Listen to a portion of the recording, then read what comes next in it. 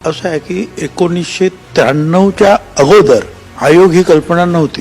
त्यावेळेला मुख्यमंत्री आणि विधानसभेमध्ये निर्णय घेतले जायचे की कुणाला किती टक्के द्यायचं, काय करायचं वगैरे वगैरे, बरोबर.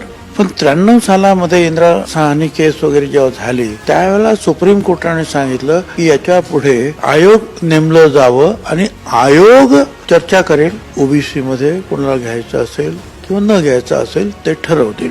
आणि मंडल आयोग हा भारत सरकारने कायद्यानेच निर्माण केलेला असल्यामुळे 54% तुमचं संख्या आहे, 27% आरक्षण आपल्याला दिलं. तेव्हापासून देशमुख आयोग, खत्री आयोग, सराफ आयोग, बापट आयोग, चारही आयोगांनी जे आहे निर्णय दिले की मराठा समाज सामाजिक दृष्ट्या मागासलेला नाही, त्यामुळे त्यांना घेता येणार नाही.